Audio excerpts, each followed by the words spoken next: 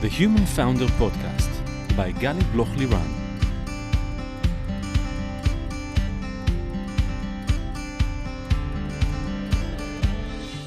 Hi, I'm colleagues.Our and welcome to The Human Founder, the podcast where we speak about the mental aspects of the entrepreneurial journey.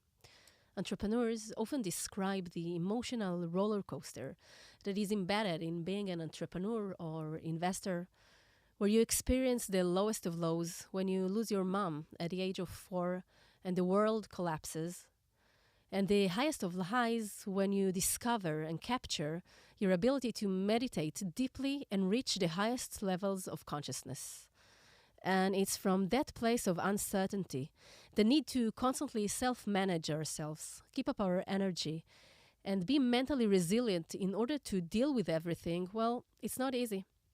In each episode, I will be talking to entrepreneurs, investors, psychologists, being their sounding board with the goal of creating a space for this less spoken about layer, which is the mental aspect accompanying the entrepreneurial journey. I will also share tips and tricks to help boost your focus, clarity, and mental resilience. Today, I have the honor of speaking with Oren Hefetz, who's a very, very dear friend. So hi, Oren, and welcome. Hi, Gali. It's really fun to have you here with me. You are the founder and CEO of P.I.N.E, a global consultancy dedicated to conscious leadership in the age of AI, guiding founders, executives, and organizations to lead with awareness, empathy, and clarity in times of exponential technological changes. Before founding P.I.N.E, you spent 16 years at Google, where you launched YouTube across emerging markets in EMEA, including Israel, Russia, the Czech Republic, and South Africa, and later founded Google Startups Growth Lab, which became the blueprint for Google's global startup acceleration programs. So many things. You're an historian by education and a lifelong explorer of human behavior. You combine insights from history, technology, and leadership to help individuals and teams navigate disruption while staying deeply human. And a father to two very, very good-looking guys, right? Yeah, amazing boys.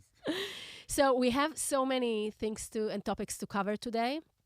And I'll open maybe with it's a real huge pleasure for me to host you here, because you're very close to me and we are very good friends. And actually, we met each other here at Google when I was working with founders, and we had some event, and you saw me and you asked what she's doing, and then we we were introduced, and you said, "Wow, it came to me just in such a spot-on moment, and like unrevealing so many thoughts that you had."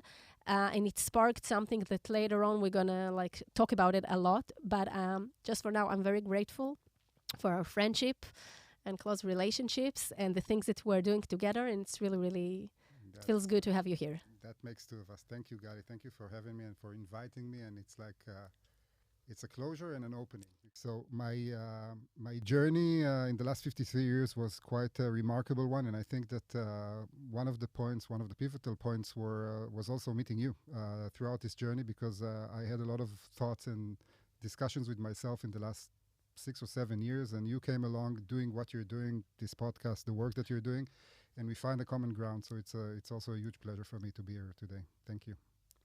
Good. So now we can hit it on. I want you, we're going to talk about conscious leadership in the age of AI. I think that the best way to start to articulate it and to allow other people to understand what it means and how to address it is maybe through a story in your life, a part of a journey that you've experienced that will connect the dots between the personal and the professional. And through this, we're going to navigate a conversation. So take us to this moment in India, I think 3 years ago, something like that, to your journey, how the personal and the professional combines there and ignite your understanding about what is going on and what is going to be in the age of AI as a very, very senior executive in Google, and in parallel with the self-journey that you are doing and practicing in the past years in meditation and consciousness, etc. Take us to this moment. Yeah, so it was, I think, a very interesting point in my life after a journey of 25 years in the online industry, 16 years out of them at Google. It was back then, it was something like 15 or 13 years at Google. I took a retreat of 3 months to really go deeper into my own personal journey and explore what's happening within me in me getting closer to 50 years old.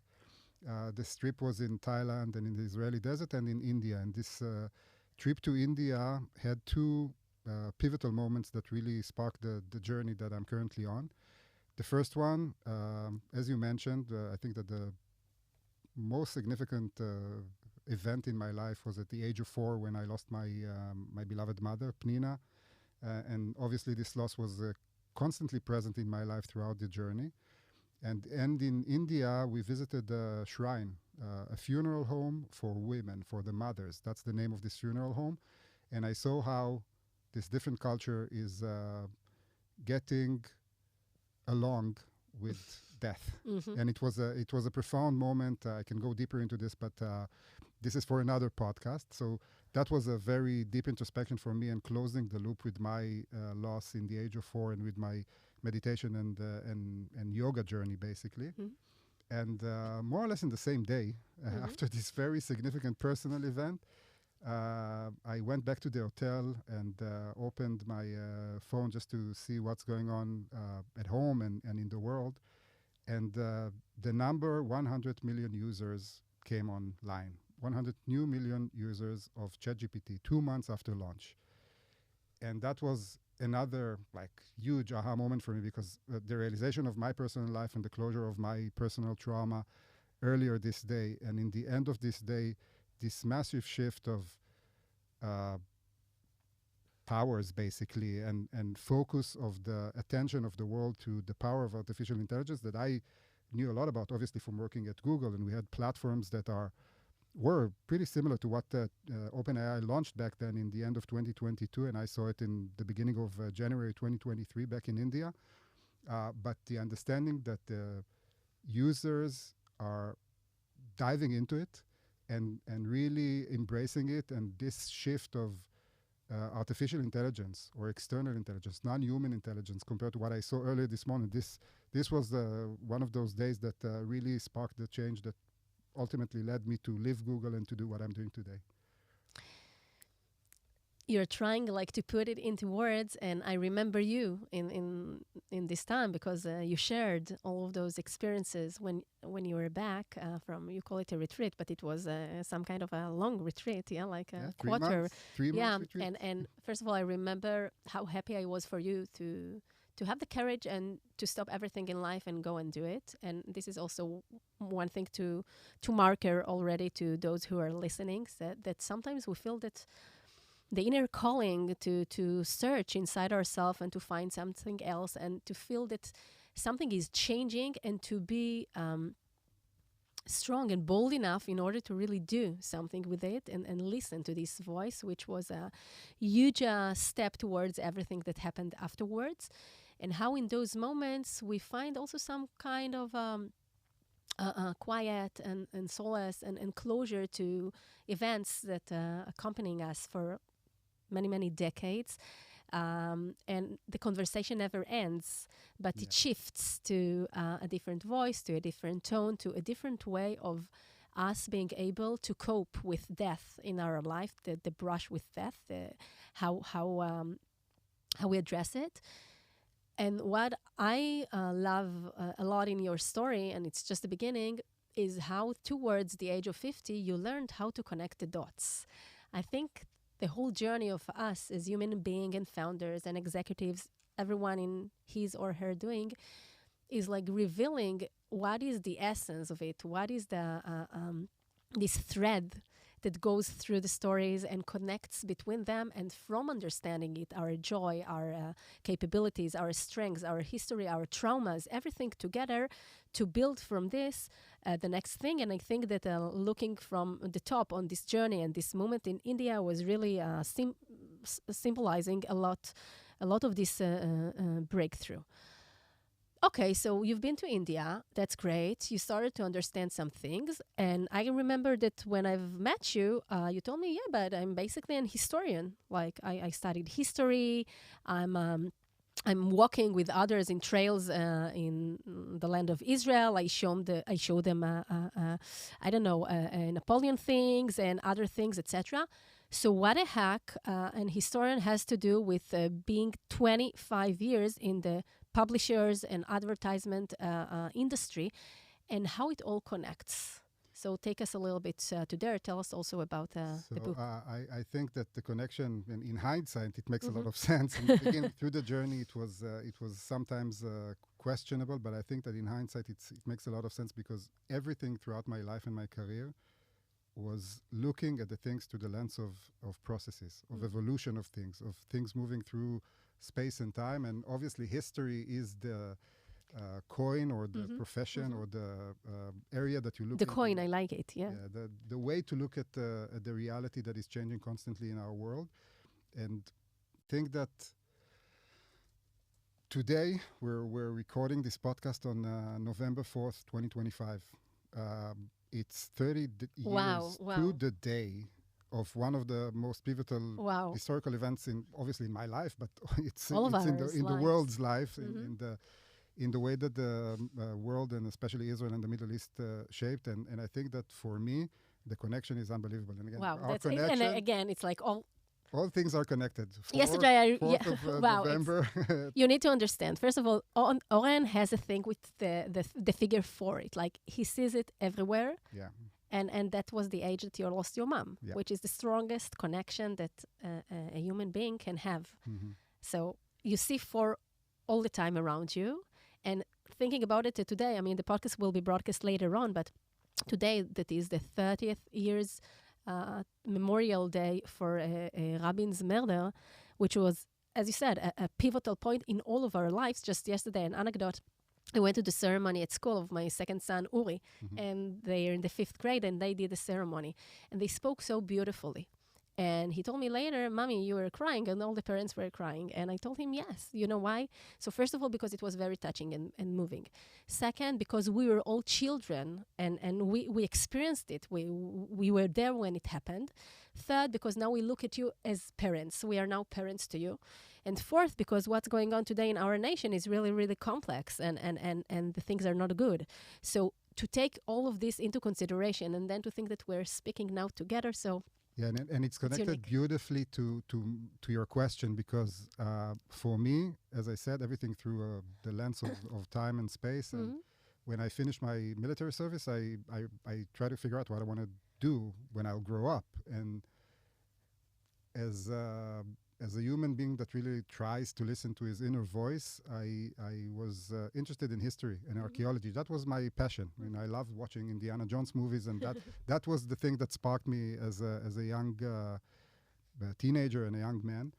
And when I thought about what I want to do and what I want to learn, I decided to go and learn the history of the Middle East and Islam, which is kind of strange to think about it with my career after you look at it from today. But I think that the reason that I did it was because I wanted to take part in the new Middle East that Rabin, late Rabin, promised in his journey. His mission was to change the reality here, to shift from a reality of struggle and fight and violence to a reality of peace. And that really inspires me. The connection between human beings, talking about the challenges. Obviously, there's huge gaps in the reality that we're all facing, but trying to bridge those gaps through communication, through empathy, through all the things that I realized throughout my career. But the seeds were there, and I went and studied this, and I wanted to be a part of this new Middle East that was promised. Unfortunately, 30 years today, the reality started shifting in a dramatic way, and I ended up finishing my degree in the history of the Middle East and Islam, and really loving my country and the passion to this region, but I needed a job in the end of the day. And I, through my, back then, my girlfriend, and today my beloved wife, Inbal, I got a connection to an entrepreneur that opened a company that was building websites back in 1998. So that's how the journey began, because I was a curious guy, and I thought, okay, internet. I had some kind of interaction with the internet during my research on history in the academia in the mid-90s, and then I started working for this industry that is basically the biggest encyclopedia. That was my perception back in 1998. All the knowledge in the world is there, so it will be interesting to work in this industry. That was the starting point. I did something like 6 or 7 years working for different media outlets in Israel. And then I decided to become an entrepreneur. I mean, the opportunity is so big in this online industry, and I'm talking about 2006. I need to do something, not just be a part of it and be a part of the bigger organizations and media outlets. And I decided, of all things, to create an ad network to compete with Google. That was my... Very ambitious. Yeah, very ambitious. I think that my optimism and maybe naivete, maybe that's also a way to look at it, is something that always drives me. And going to the new Middle East, obviously. And it serves you. I mean, at least you're optimistic. In the end of the day, it serves me a lot. I mean, you interviewed Chemi Peres, the son of Shimon Peres, a few months ago. Shimon Peres was the Minister of Foreign Affairs, and the new Middle East vision is his, basically, together with Rabin. And he said that optimists and pessimists are dying the same way. They're living differently, so I'm trying to live in an optimistic way, although sometimes it's very challenging in our land. This try to go head-on with Google and create an ad network was a very interesting experience for me, but a business failure. It didn't work out, obviously. Google won. And out of this failure basically came the biggest change in my life. I mean, when I started as an historian, and then I moved to those online companies, and then created my own startup, trying to fight in the local market here in Israel with Google. It ended up with a failure. Was successful on the business side, and then I was in a crossroad. What should I do next? And then an opportunity from Google came along, funny enough. And it was back in the days that Google wasn't as big as it is today. A few people in the office, and not hundreds like it is today. Yeah. It was a startup, basically. Yeah. Something like 50 people overall in Google Israel back in 2008 when I started. So a journey of 16 years at Google. We can talk about it a lot. Maybe try to pinpoint 2 events or things or moves or processes that happened that you're involved and owner of or leading, that you think you have like a key leadership messages or powerful things that happened there that you led? First of all, being in this...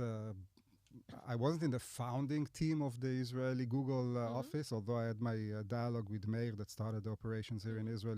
I started in 2005 to talk to him because when he opened the office here in 2005, I was like an internet veteran. I worked in this industry for 7 years, but it didn't work out in the first couple of years.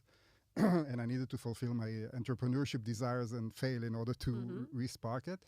But I was quite relatively, as you said, in the early days, and it's basically establishing the philosophy and the ability to manage these operations, these huge operations of this global company in the local market here in Israel, and establishing what Google in Israel means. That was the first pillar. I think that the second most impactful, both from the business perspective, but also from the leadership perspective, a diverse leadership perspective, was the fact that I was in charge since 2008 on the launch of YouTube in Israel, which was, again, as an historian, everything through an historical lens. When I'm bringing this new media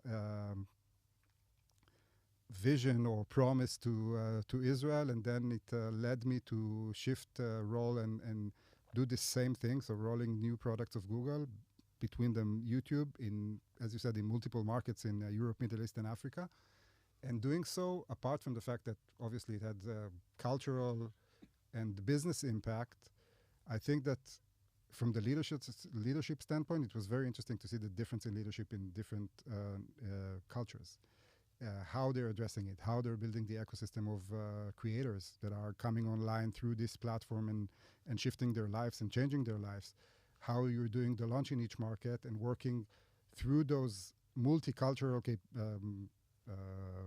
areas in a way that can bring value. So that was very insightful from my perspective, the YouTube part.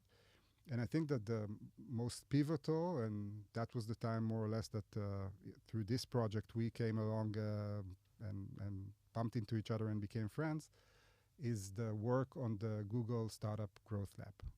We're sitting here today in the Google for Startups campus.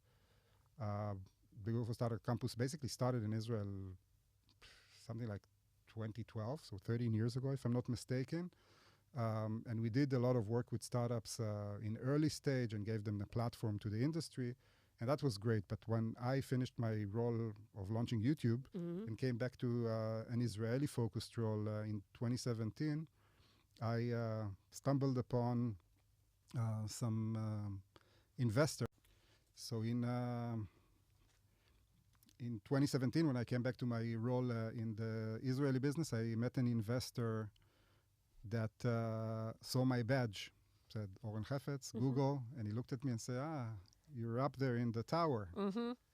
And this notion of we are this big corporation that is focused obviously on his business, and we're trying to focus on the ecosystem, but maybe we should do more. That was my insight there, and that led, to make a long story short, to the founding of the Startup Growth Lab, which was basically an accelerator program for startups in growth stage to help them really accelerate. And this is one of my biggest pride working for Google, creating the blueprint together with my team, obviously, that I was just the founding father.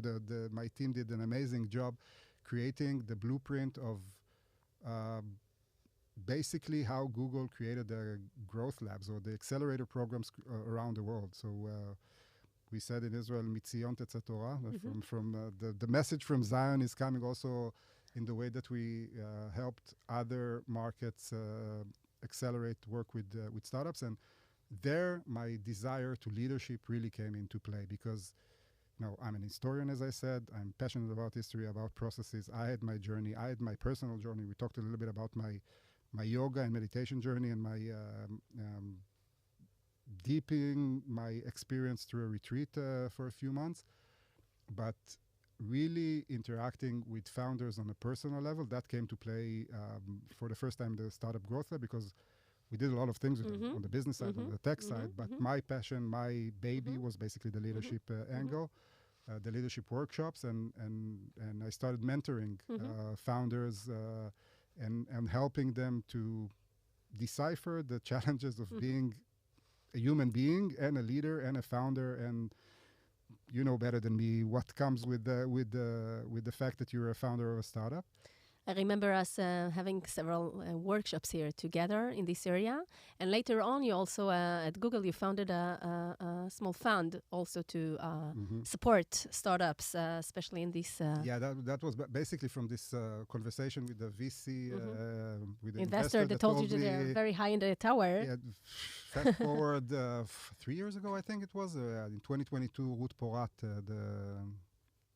the chief finance officer, back then the chief finance officer of Google, came to Israel, and one of the outcomes of the visit was a fund that Google invested $25 million in accelerating the ecosystem. And after the war started, also 2 years ago, we invested $4 million in helping startups with the short runway because of the realities of the war. So a lot of things happened out of it. Basically, it became the headline of what we're doing to the ecosystem here in Israel out of this Startup Growth Lab that started 7 years ago. And all of this is happening, and this is like the path of Google and leadership and startups and workshops and the fund. And in parallel, also like 10 years ago, something like that, you publish a book.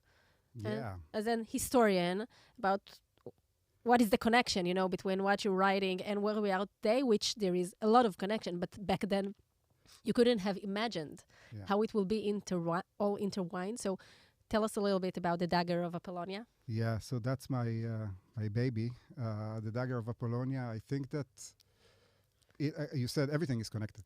As I'm telling constantly to my wife in Bal, everything is connected to everything. There's no separate events in the reality, no matter what we're talking about. And this is also connected to all the things that it's multi-complex layers, like that everything is connected, and also all the connections, and also the way it works in the brain, because everything is connected. And we'll talk on the brain in a couple of minutes. But and I think that what's interesting about this book, it was a journey that I started when I was in the university.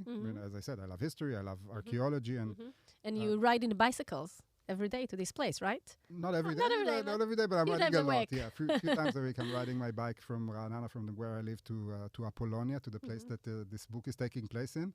But the way that it started, I went out for a stroll on the beach, and I saw a group of archaeologists digging. There was like a tent of them digging a location, and the ocean next to it, the Mediterranean Sea next to it, and the wall of a military compound that exploded a few years back in 1992 when I strolled there, and it looked like, as I said, the Indiana Jones movies were something that influenced me a lot. That was something that looked exactly like that, and it's a movie, and I need to write about it. And I started writing when I was a student in 1997. And then, as I usually say, I had the longest writer's block in history. For 20 years, the 30 pages that I started writing as a student slept on a floppy disk. And in 2017, when I made a shift between the YouTube role and coming back to Israel, I had some free time. And my late father, Arya, told me, you remember you showed me something 20 years ago? Maybe you have time now. Maybe you should go back and write it. And I found a floppy disk. And another pivotal moment that Dad was there for you. Yeah, yes, super pivotal moment. He was super pivotal in my life since obviously my mom passed away. This book is basically a connection of all the things that I talked about, because it's the story of questions of meaning and purpose and connection and leadership. All of it is in the book through a narrative, a prose that I'm taking the reader from the era of the Roman Empire in Israel. So Adrian, the Roman emperor, coming to Jerusalem in the 2nd century. There is a Jewish rebel here, and the story evolves with a lot of historical facts, but with a lot of fiction and fantasy that I combine there. And the parallel narrative is happening in the 90s, in the times of Yitzhak Rabin is also in the book. Rabin is in the book, and Peres is in the book, and even our current long-standing Prime Minister Netanyahu is in the book in his first term in the 1990s. And it's very connected to what I've done, who I was and who I am, and what I'm doing today, because this ability to... And when you wrote it, you didn't know what will unfold later. And that's what I find so beautiful and so magical, even, because when we're connected to ourselves and the consciousness is like high and open, so we don't always necessarily understand how everything will unfold, but we bring our own truth into what we're doing. And then sometimes years after, we see how it all connects together. Exactly. In hindsight, you can connect the dots. I think there's probably the listeners of this podcast know this lecture or this speech of Steve Jobs when he received the PhD from Stanford. And he talked about the fact that you can only connect the dots looking backwards. But on that, I think that the more we get to know ourselves and we open our consciousness and we practically work and practice in how to see things differently, we can start and experience it earlier in our lives. So we don't have to wait until the 60s or the 70s or to start to reflect back. We can see it as it happens. The serendipity moments, the magical moments, even if we have some white space in the calendar and then we meet someone and then the connection that happens there and the business opportunities that it brings together later on. So it's all a matter of how open we are to this and how we navigate the time and the resources that we have in order to allow this to come into our lives. So I want to take you from the book to where we are today, where we've been, where we're going to be. As an historian who worked many years in the tech industry and understand leadership and understand people, also as practicing it as a manager and as a leader, and understand entrepreneurship and tech, and try to enlighten us what it actually means, consciousness in the age of AI, because everyone speaks about AI and it's like it's a buzzword, so we can say a lot about it. But let's try to take it from the historian prism point of view, where it was back in the 50s, where it's going to be like in 10 years from now, and in this time, in this duration, from a deeper perspective, how we as human beings can cope with this or can address it or can lead with this and not against it and use it to leverage what we have inside. It's a complex question. Take it to wherever you want. It's a complex situation, subject and situation, and the reality that we're all facing is very I think strange is the right word for it. I think we're all Strange experiencing. is underestimating, to my opinion. It's a polite word to say. Yeah, don't be polite here. The reality Be is very brutally honest. complicated. Mhm. And I think that, again, looking at everything from the lens of an historian, I'm trying to understand the evolution of things. And thinking machines, in the 19th century, there were tries to create some kind of analog thinking machines. But I think that the major first step happened in the 1950s when Alan Turing coined the term the Turing test. Basically, if you can create a machine that it will be hard to realize if it's a human being behind the machine or a machine answering questions, that will be a point that we'll have sometime something that we were calling artificial intelligence. Fast forwarding to the last decade or so, the developments in machine learning that happened, a lot of them happened in the Google laboratories, basically. In first in the Google brain team in the last 20 years, and then a lot of it happened in a company called DeepMind that Google acquired in 2014. Created huge steps forwards on how this thinking machine actually works and can learn new data and make the connections, like we said about our brain, make the connections between different topics and different areas that you can really create value out of. Currently, what we have, and the moment that I spoke about in the beginning in India, when I realized that ChatGPT all of a sudden have 100 million users after less than 2 months after they launched it in the end of 2022, was, as an historian, probably the most significant event in the history of humanity, because for the first time, humans, us, creating an entity, and that's a very deep and philosophical topic that we can get into, what is this entity, but an entity that will be, and sometimes even today, is smarter than us, smarter than most of us. And where we're heading, and trying to make it as less technical as possible, is a reality that we will have in our pockets, in our computers, in our new devices that will come along the way, that people in many places trying to figure out how they will look like and what will be the user interface of this intelligence. We will have an intelligence that will probably be in some shape or form unlimited, what we're calling super intelligence. And we're looking 10 years into the future.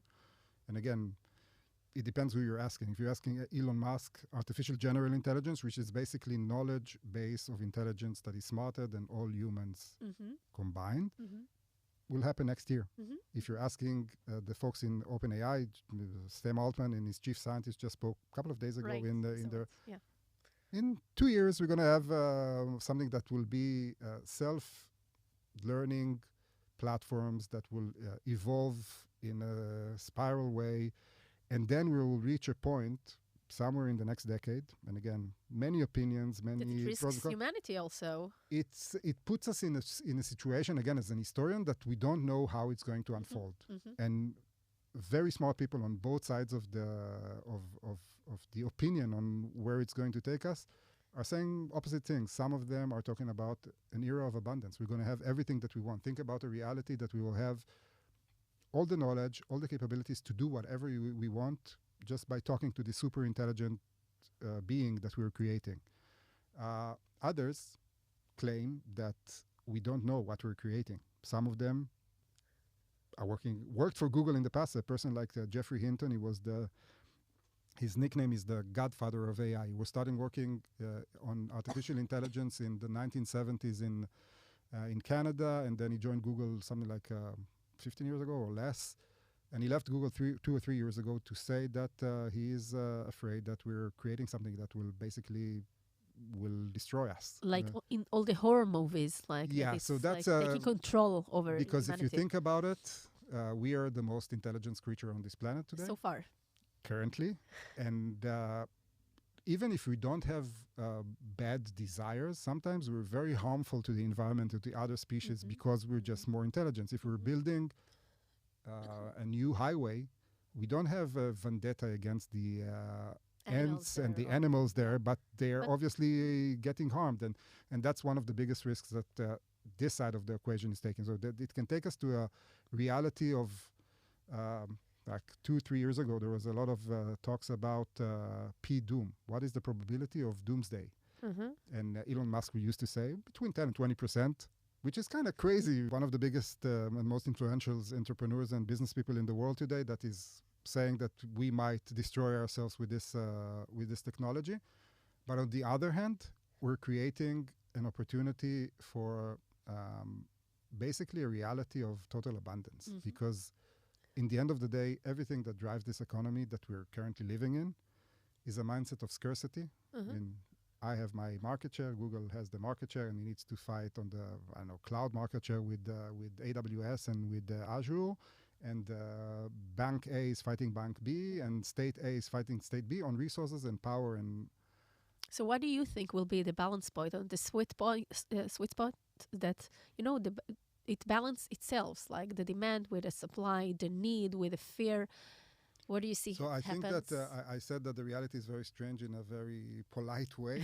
I think that the next few years will be very challenging. It's going to be very bumpy because a lot of things are going to shift. First of all, we're seeing it already shifting with the ability to shift the opinions of the masses with fakes, with deep fakes, with things that looks completely real but they're not real.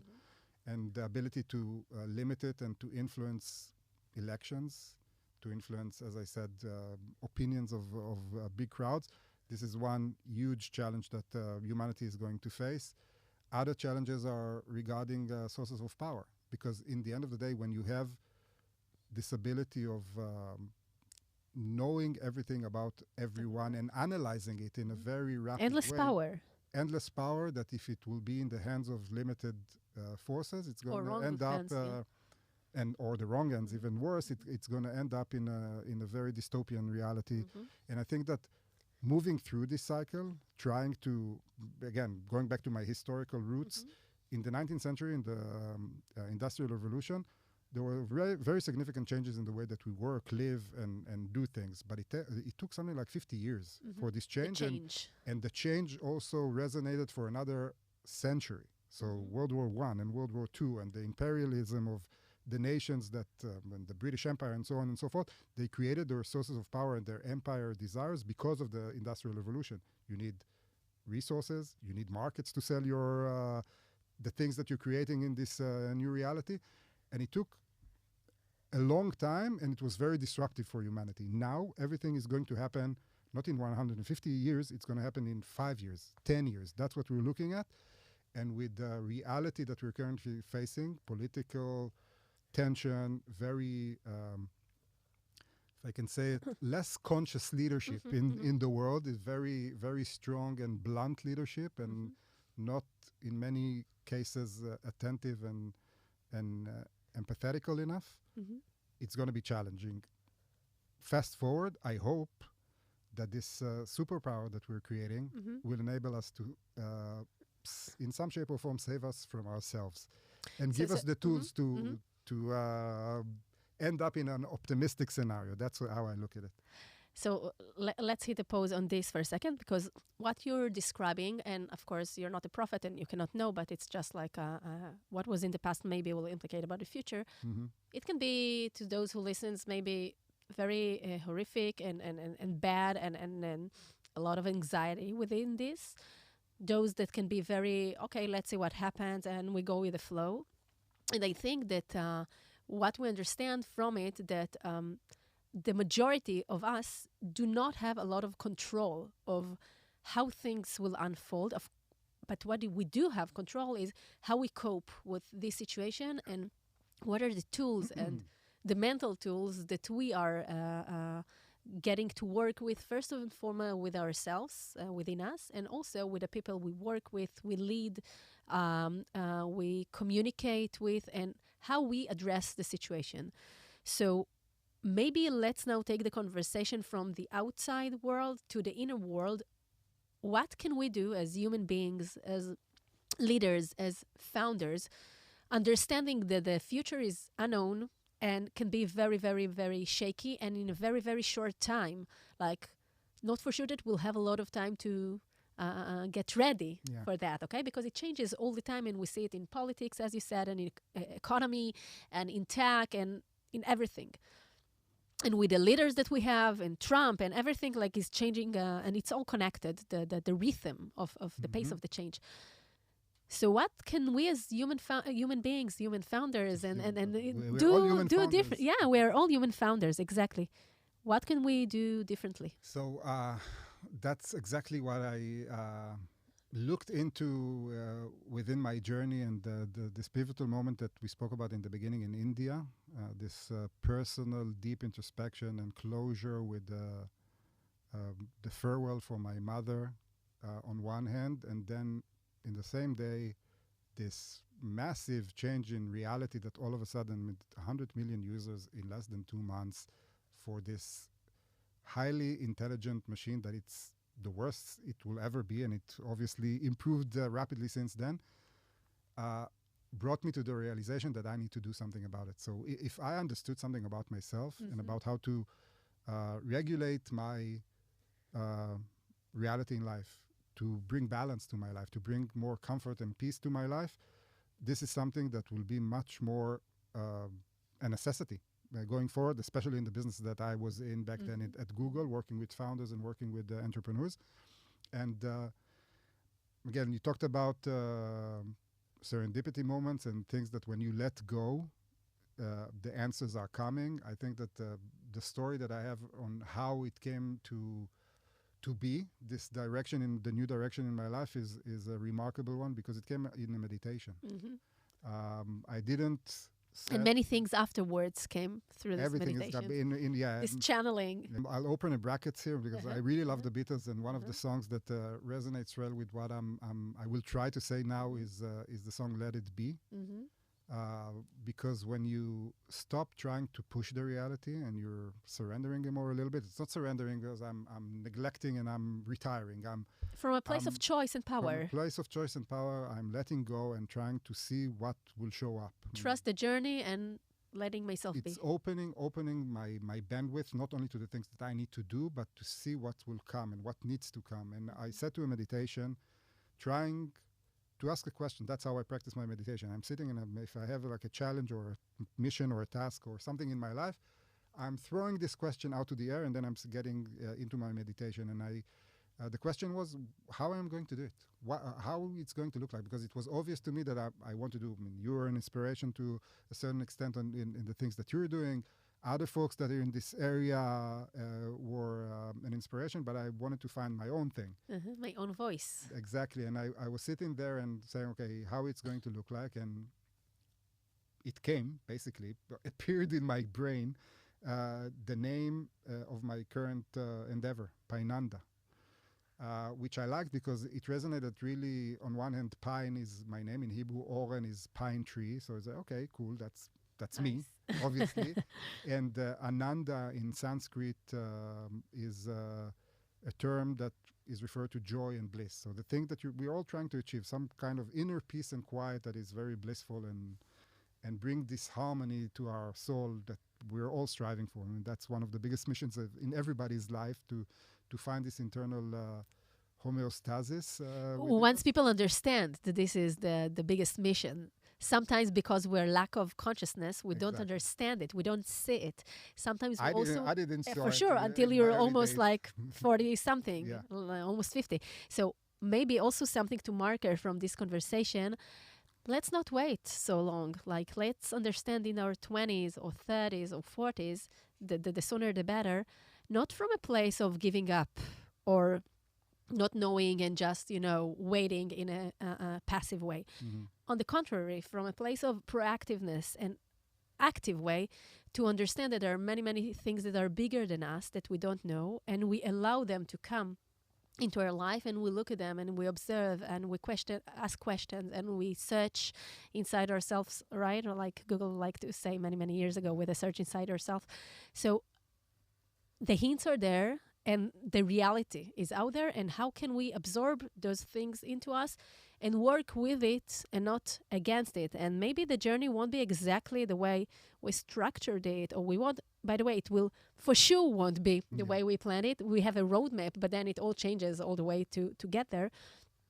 to be open. Beatles, John Lennon said, "Life is what happens when you're making plans." Exactly. So the Beatles were smart, and they had, their LSD and MDMA and etc. So they had, and again, it's also connected to this because today with the changes of the regulation and the way, it's going us to a different path of the conversation. But the idea, what I'm trying to say is, the more we'll be open to the changes and less conflicted with them and less try to go against them and more embrace them and ask the questions, like see the things that happens, ask ourselves the questions that it summons into our lives, and then see what comes out of it. It's not just top down, it's also bottom up, and to see what happens there. And that's what you describe, and I heard it many, many times, and I love to hear it, that happens to you through the meditations, that it's also something that, Oren, of 10 years ago, what meditations are you cuckoo? Like, what are you talking to me about? But it's a long journey that changes everything. And one more sentence, when founders that I coach and work with ask me, okay, Gali,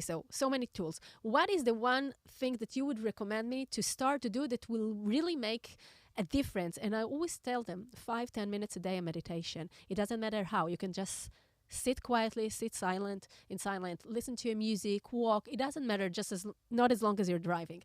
Just take this couple of minutes to be quiet with yourself, to allow the things to get into your body, into your veins, into your soul, and see what comes out of there. And this capability, with time, it's a muscle that we strengthen. And you have this sentence that I like, and you'll say it in a few minutes, I'm sure. So I'll leave it to you. But the more we allow ourselves to be in this place of not really knowing, of being open to the change, the more things come into it and the accurate things.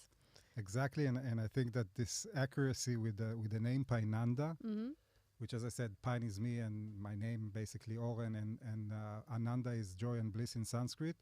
It resonated well because it was a bit like talking about me and talking about Sanskrit and meditation and the yoga philosophy that I really dove deeply into dove really deep into in the last few years.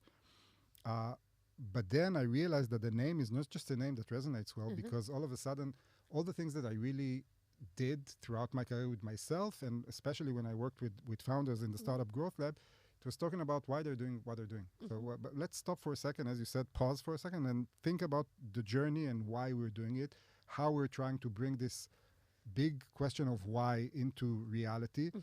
What are the connections and the relationships that are impacting it? And really connecting to your emotional intelligence as a tool, not as to be like a soft person that listens to the emotions, but using it as a conscious person and using it as a compass.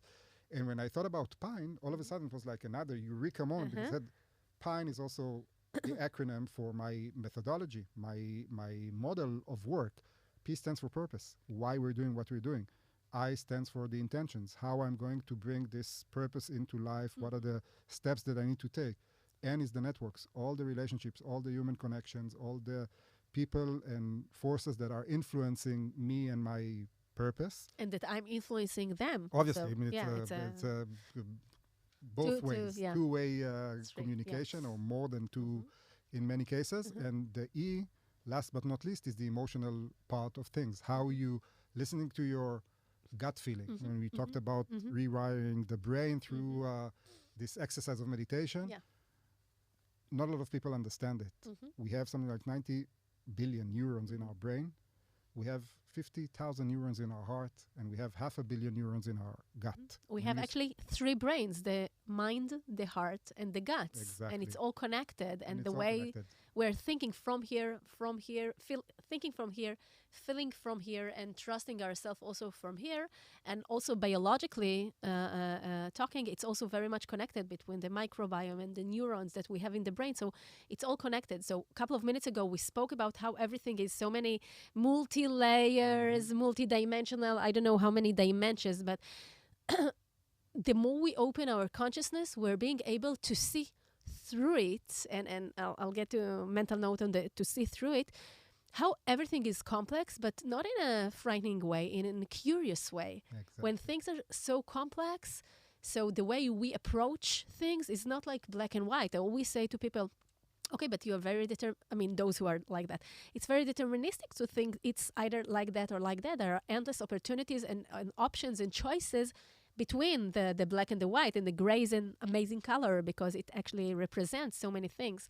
And I remember also, do you want to show us your tattoo? Because I remember that for your 50th birthday, guys, usually men in the age of 50, they need, here is the camera, here, now.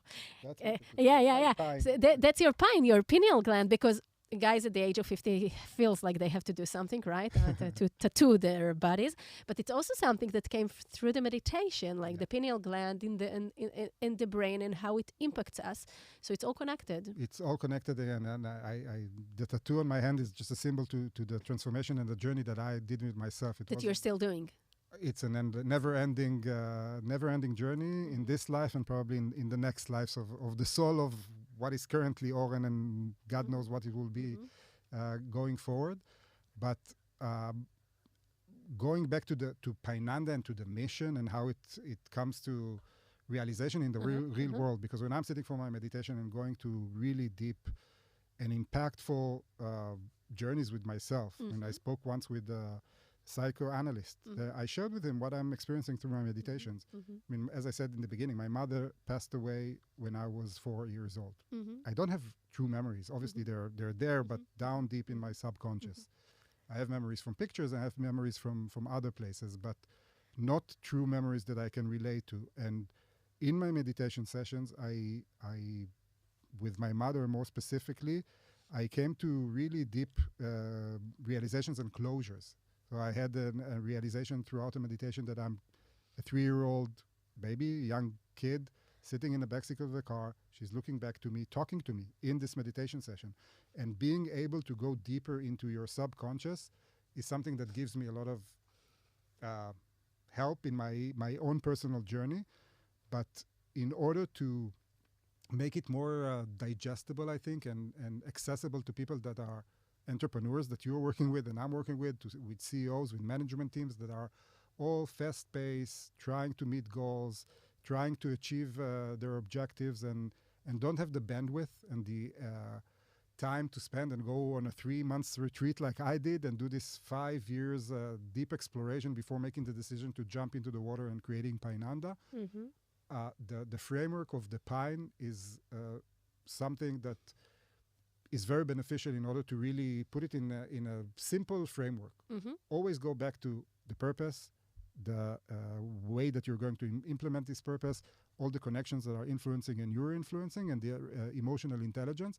And the Ananda part of the name is basically the practices. As you said, your first tip is do 5 minutes of a break or meditation. I call it micro-mindful moments. It can be meditation, obviously, but it can be many other things. Just pausing for a second and listening to a song that you like.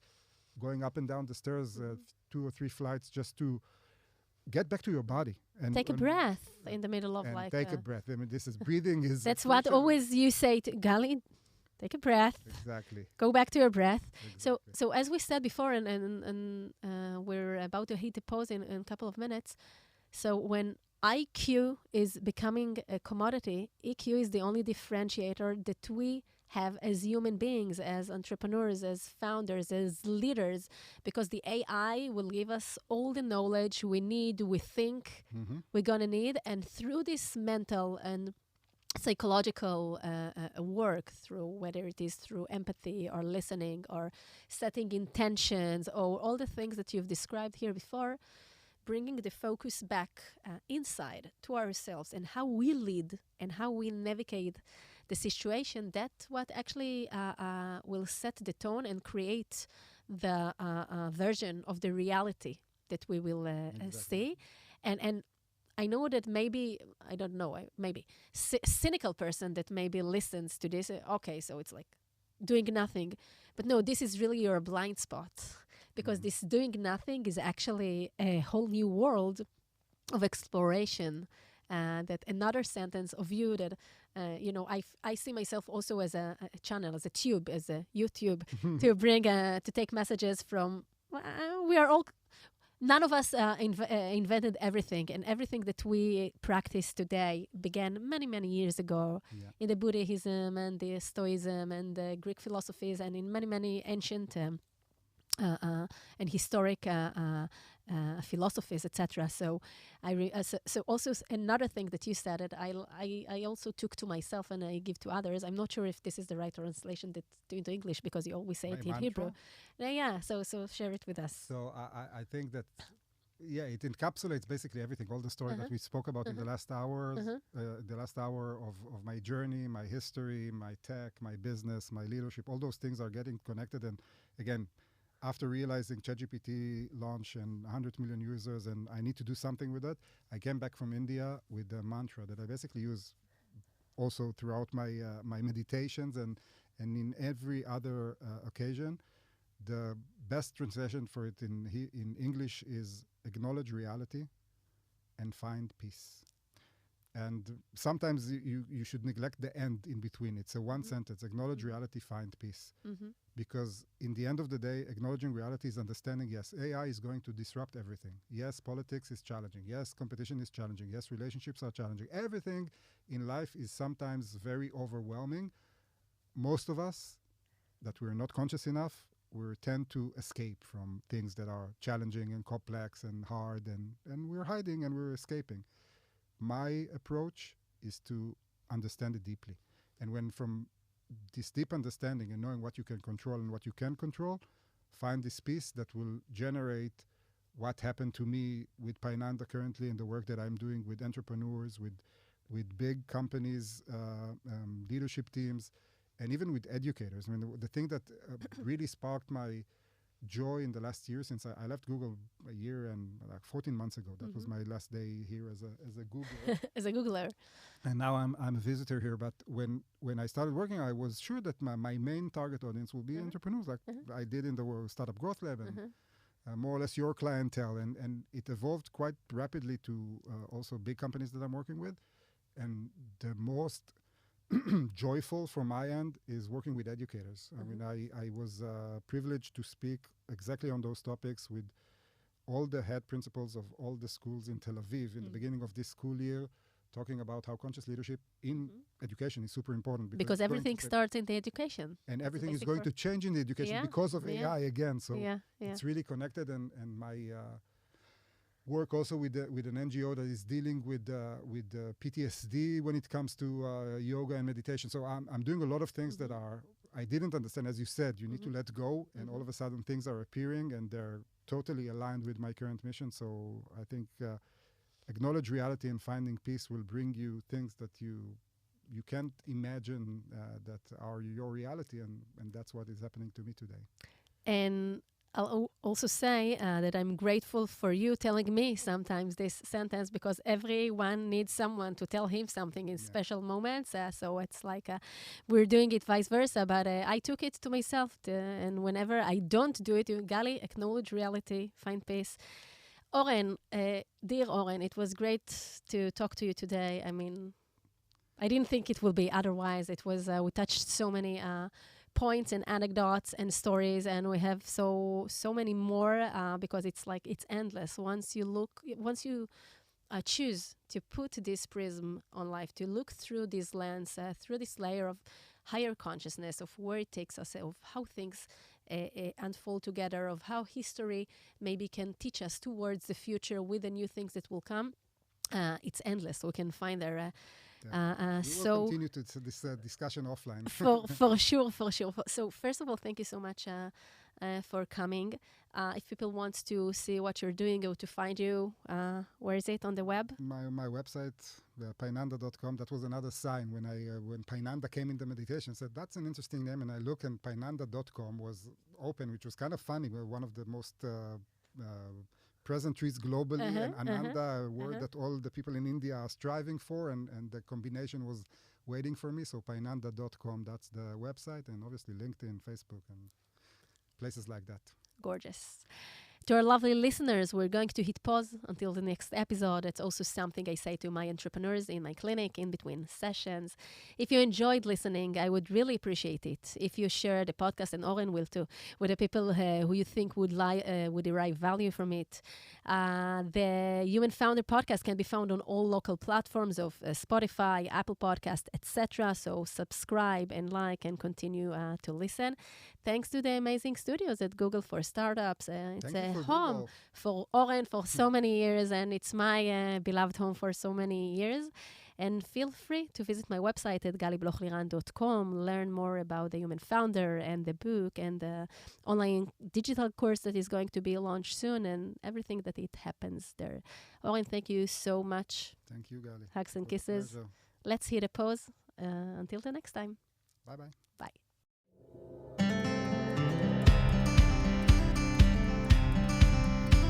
The Human Founder Podcast by Gali Bloch-Liran.